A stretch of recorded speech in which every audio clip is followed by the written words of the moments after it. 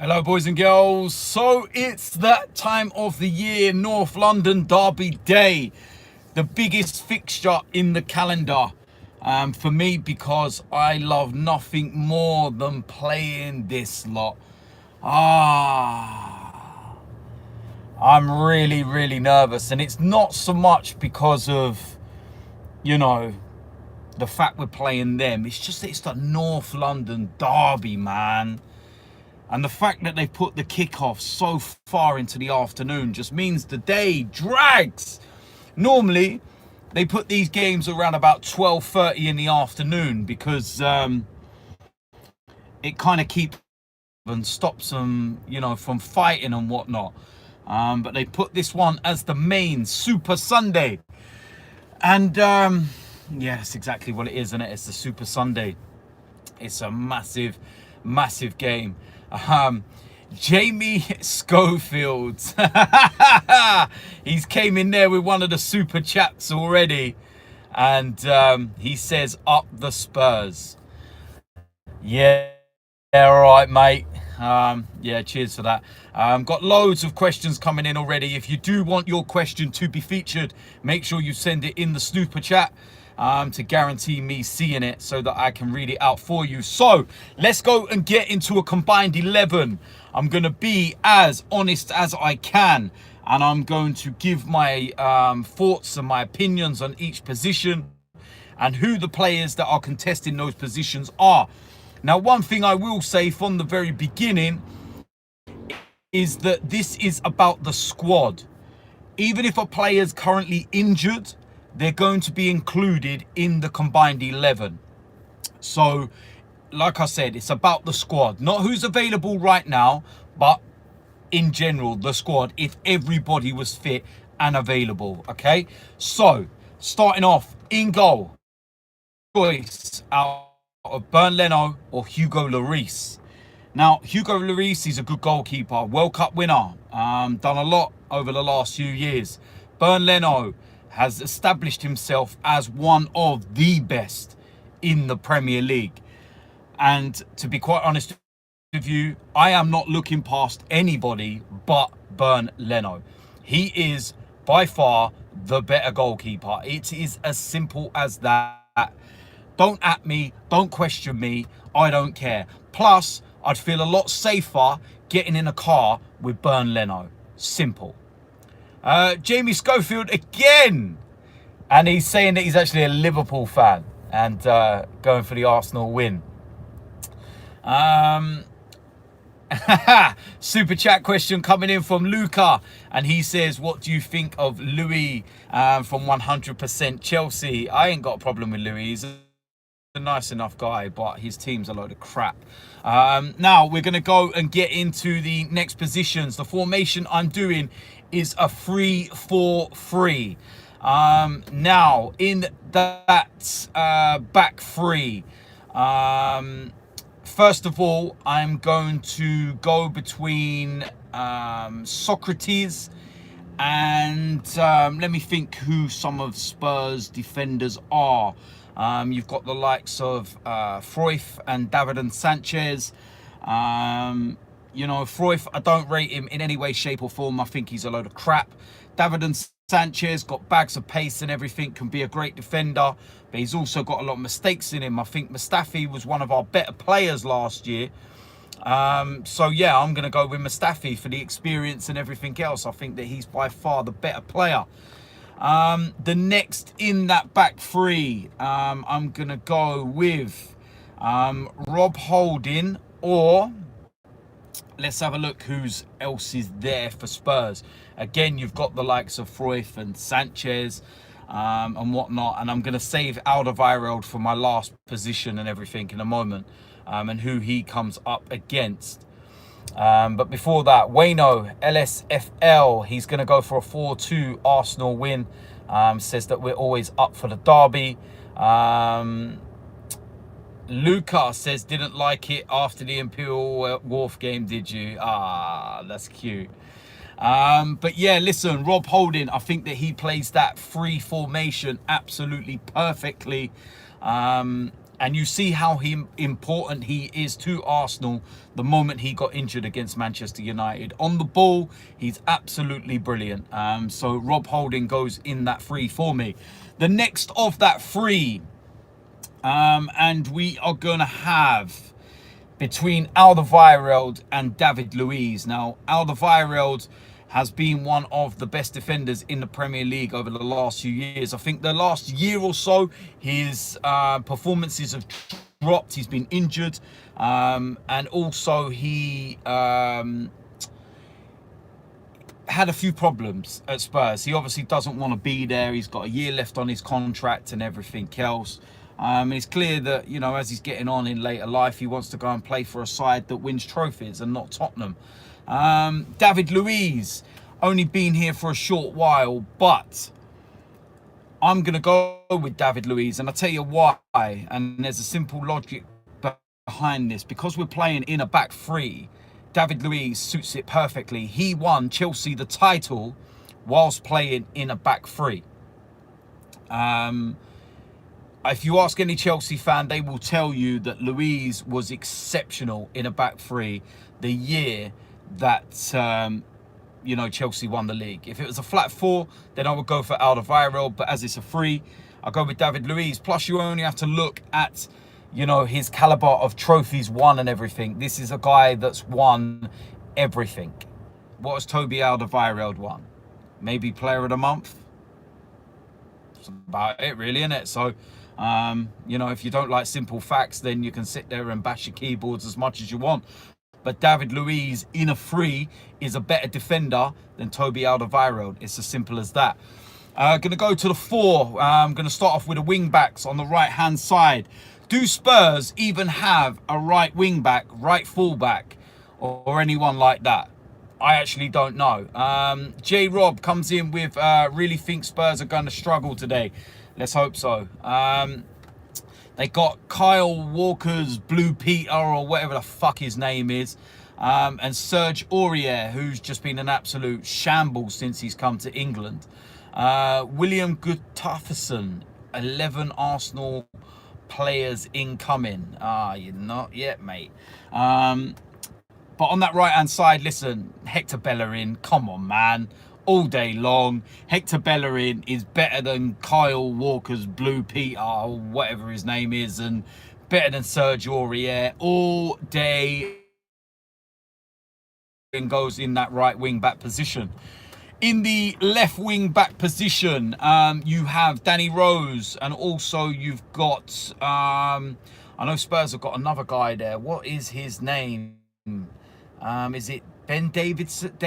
Is that his name or something? Can't even think what his name is, man. But you know who I'm on about. They're the two left backs.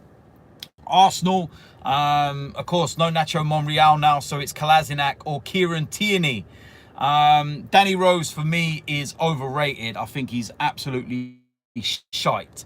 Ben Davis, I think that's his name, Davis. Decent defender. Defensively, he can do the job and everything else. James Murphy, I don't see the point in doing this. You're biased. I'm not biased. I'm just saying simple facts. If you don't like it, you know where the X is in the corner. Ice, DT, you're a tosser. Cheers, mate. Thanks very much. Your mum says hello. And yeah, listen. On that left-hand side, it's got to be Kieran Tierney, to be quite honest with you.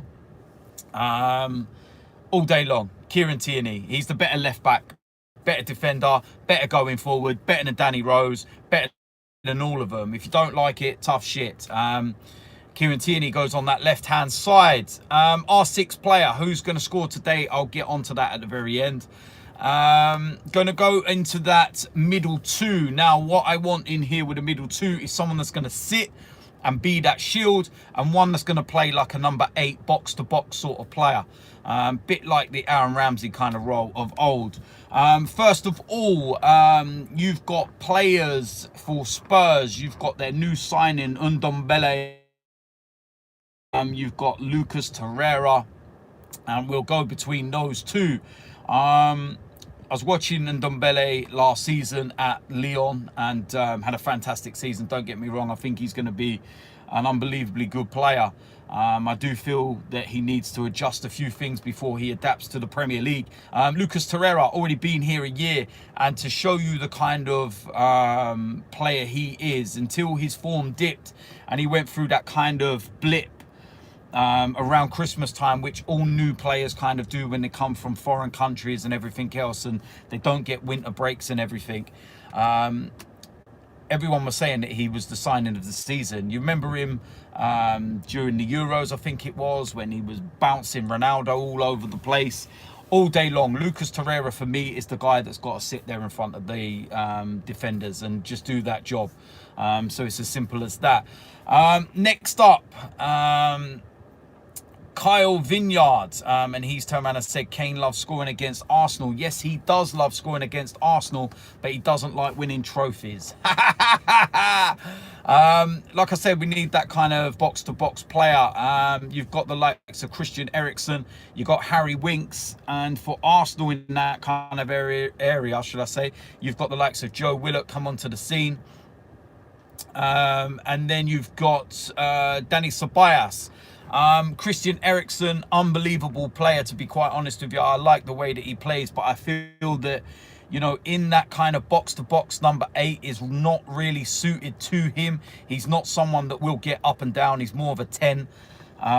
So you need someone with that kind of energy that can get, you know, box-to-box. Harry Winks, I don't know what the hype is about this guy. I wouldn't even have him in the side ahead of Guendouzi, let alone the other two names we've mentioned. Joe Willock's still a young lad, still learning, but I think in a few years' time, you're really going to know who he is. And it goes to Dani Ceballos, and I feel that he's the perfect person in that area, in that box-to-box number 8. You watched him at the Euros for Spain, player of the tournament out there. You remember the first game that we played at the Emirates at Burnley, and he played that role superbly. And I feel that he will just complement Lucas Torreira, going between the box-to-box and the energetic style, and he can also create things at the other end. So that's what I'm going to go with. Now, into the attacking three. This is where things do get very, very, very interesting. William Gustafsson. Doesn't even ask the question. Just put in a super chat. Nothing but love for you. Right, what can I say? I'm going to start off on the... Ooh, let's go with that left of the three. And who would we look at? We got the likes of Lucas Moura. We'll go with him on that side. And Pierre-Emerick Aubameyang. Now, Lucas Moura, I think his best performance was... What was his best performance? The Champions League semi-final. And I feel he was a little harshly done by to not play in the final itself. But he hasn't done it enough for me. Pierre-Emerick Aubameyang, Golden Boot winner. The guy is phenomenal. Do I even need to say who's going in this team? Pierre-Emerick Aubameyang, blood clot Yang. Simple as that. Next up, we're going to go with the right-hand side of that. And we're going to go with the likes of Son against Nicolas Pepe. Son, I feel that he's been one of Spurs' best players last season. He's been absolutely superb for them, to be quite honest with you. And I do rate him as a player. Nicolas Pepe, if you're playing a free up front, you need a Nicolas Pepe. It is as simple as that. The guy is phenomenal. And I don't care how good Son has been, Nicolas Pepe is what you want. The pace, just everything about him is just pure threatening. Simple as that. Nicolas Pepe gets in there. Now, as the main striker in the middle is between Harry Kane and Alexandre Lacazette. Harry Kane, he scores goals. Don't get me wrong. He's really, really good at scoring goals and everything else. But what does he bring overall to the team? His hold-up play and everything. He needs it served on a plate. He needs a waiter around him. He needs someone that's going to just deliver it where he needs it. Because apart from that, Nah, he doesn't really offer much in that kind of free. If you're going with a free and you're looking for a player that is going to go to you know, work with the two that are around him and everything else, then it's got to be Lacazette. It's as simple as that, because the guy can hold up the ball, he can bring others into play, and he can also score goals. So I don't know what more you want me to say than that. Harry Kane, it doesn't take away how good he is. It doesn't take away the goals that he scores. But in my system of a 3-4-3, he doesn't fit. It's as simple as that. Jack Butler, Pepe, Oba, Laka to start. In Emery we trust. Let's hope so. Semi, hopefully I got that one right. You are an absolute legend. Love your content all the way from Australia. Big shout out to you. I hope I got your name right and I didn't absolutely butcher it. But yeah, listen, massive shout out to you, man. All the way from Australia. Matt G. You think I can't say that word because you're not allowed to no more, gonna get another pen? They probably will. But then maybe now there's VAR. It's going to stop all this diving from the likes of Harry Kane. You see it last week. And it's as simple as that. So that is my combined 11 for Arsenal and Spurs. 3-4-3 formation. And I've gone into detail as to who I'm picking and why. Starting off in goal, Leno. Back three, we have Rob Holding. We have David Luiz, and we have Sokratis. In the four, we have the wing backs. We have Kieran Tierney and we have Hector Bellerin. Sitting in there, we have two contrasting players. We have Lucas Torreira to do the dirty work, Danny Ceballos to do the box-to-box number 8 kind of stuff. And then the three attackers, Aubameyang, Lacazette, Pepe. It's as simple as that. If you don't like the fact that I ain't included no Spurs players, then tough shit. This is not the channel for you. Did you really think that I would include any of them fucking wankers on my combined 11? Are you mad? On Derby Day, you think I'm including those shadow-dwelling pricks? No. Behave yourself, mate.